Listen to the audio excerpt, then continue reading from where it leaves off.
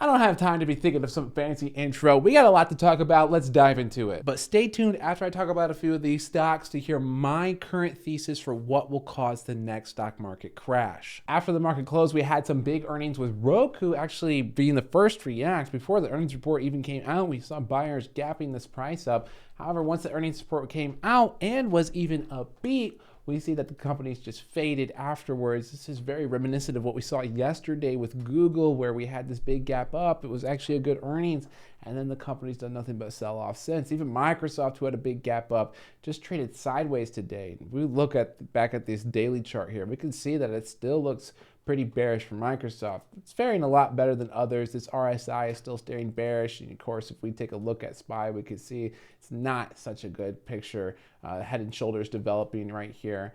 Looks like we could test this support line, maybe even break further, do that to the downside. And we're talking about downside. Tesla led today, and the bleeding, as we saw reports that this company may have broken laws when it comes to preventing the unionization of workers. This is also very bearish for the company if there is union formation. That hurts a lot of the other automobile makers. So it would be detrimental to Tesla as well. We saw the big reaction of the stock. We talked about these technical lines, by the way. You could see as soon as we got a decent break, we saw a few attempts to break this support line and then finally gave out, coming much lower. I closed a lot of my shorts today. That wasn't even a news report I was really looking for. It was already a smaller position. We made a lot of good money here, but I went ahead and closed those. And then let's also talk about Meta, which beat earnings as well, big gap up. And I mean, if you look at this daily chart, you are feeling pretty silly down here at the bottom. This ended up being one of my best calls, still barely managing to hold above a 50 RSI on the daily, and the TTM squeeze is still rolling over to the downside. And that seems to be the trend for a lot of these stocks. For bears, the picture looks fantastic. For bulls, it's very grim. If you mostly trade the S&P right now, you should be definitely worried about how much downside we have. The general market is still down 60, 70, 80%. You might say, well, another 10% after 80% isn't that bad, but it's another 50% drop from where the prices are currently at.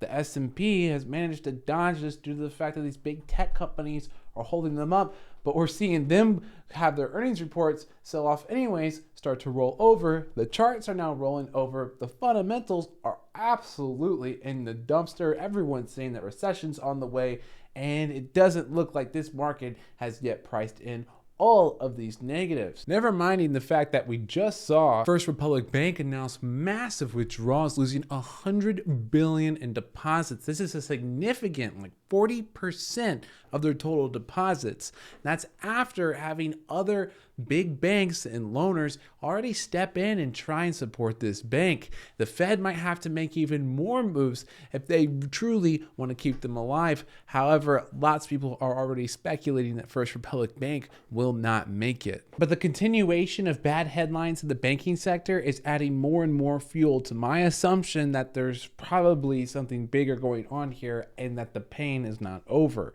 And if we look back, had ChatGPT go ahead and scan some articles, we had estimates that banks are sitting on between 620 billion and 1.7 trillion in unrealized losses at the end of 2022. We even had some experts say that the number was probably higher than $1.7 trillion.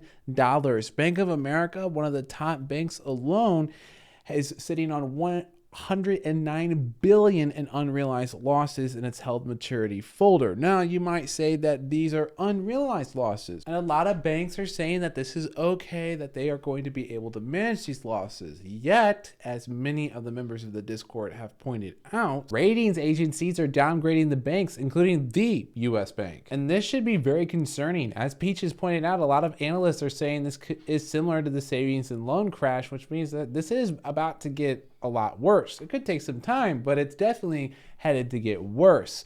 Now, his further explanation might go over some of your heads, so we're just going to scroll down here to where I try and break down what our two CFA and training and actual CFA are talking about here, because I think oftentimes these types of conversations can go over people's heads, so I try to break them down so that you also understand. So when Peaches says that IG debt seems to be fine, although he's read hints that 100 billion will fall to HY this year, It's important to realize that IG debt refers to bonds issued by companies with good credit ratings. That means it's very likely that these get paid back. They seem somewhat safe. That also means they're pretty safe for investors.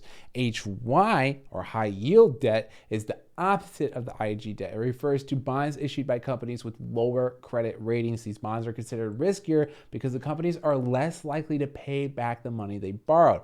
So he's insinuating that a lot of companies' IG debt might become HY debt, which means their credit ratings could drop and make their bonds riskier, insinuating that this could be just the beginning of a bigger problem. About 2025, many corporate bonds will need paid back or refinanced, which could cause more issues in the debt market. Because remember, when you're going to refinance to a different rate, well, guess what? It's going to be much more expensive to borrow because interest rates have come up so much. So the question then becomes, can you even afford to pay all the interest payments related to it? Additionally, leveraged loans have become even more scarce, which is bad for regional banks because they rely on the interest from these loans. If businesses start defaulting on their commercial real estate loans, this could be an even worse problem for the banks, which could lead to another savings and loan crisis. Now, I'm not an expert at every single crash or crisis that has occurred, but luckily these days we have AI, which can rate great summaries of past events, and in pretty good detail as well.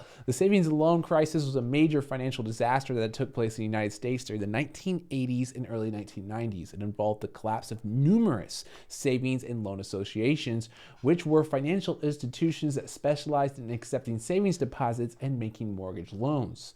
The S&L crisis had several causes, including deregulation. In the early 1980s, the U.S. government eased regulations on saving and loan associations, allowing them to take on riskier investments in lending practices.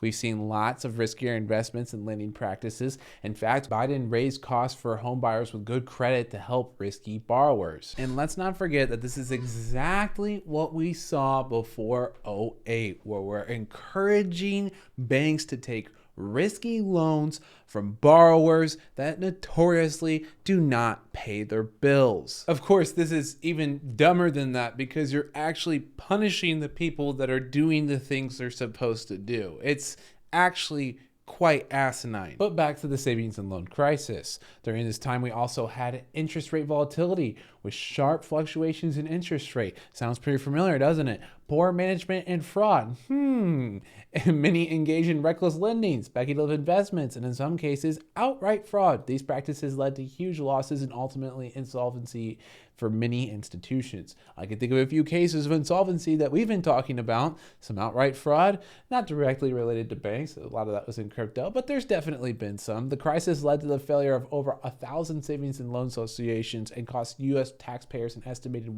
$160 billion to resolve. Now, I know by today's standards, $160 billion doesn't sound like a lot at all, unfortunately, but this is a lot for the late 1980s, early 1990s. And subsequently, the government stepped in to bail out these institutions through the Resolution Trust Corporation, RTC, which was created in 1989 to handle the asset and liabilities of the failed savings and loans institutions. The market reacted negatively to the crisis, with investors losing confidence in the financial sector. The crisis also contributed to a recession in the early 1990s as it strained the resources of the Federal Savings and Loan Insurance Corporation, which insured deposits at the institutions. In response to the crisis, the U.S. government enacted stricter regulations and oversight for the financial industry to prevent a similar situation from happening again. The crisis also served as a lesson for regulators and financial institutions, emphasizing the importance of risk management and the need to avoid excessive leverage and speculative investments. Yeah, these never stick, okay? No one ever learns anything. Humans love to get way out of hand, especially in democracies, where we've historically seen that we love to just vote ourselves all the money and then fall apart. And even though history isn't exactly repeating itself and we're seeing a different scenario from then than we are today, I think it's pretty easy to see the rhymes that are occurring. And in my opinion, it's no longer a question of if, but when. This is a ticking time bomb. The Fed has set out to rapidly raise interest rates, and it seems like they have aligned themselves with a hard landing, and they're sticking to it. They've already said that they're not going to pivot. Even if they pause, they fully intend on keeping interest rates high for an extended period of time. And that's going to be it for this report. Later this week, I'm going to be covering a different part of the economy, and that's esports. We're going to do a case study. I think a lot of you will enjoy it. See you then.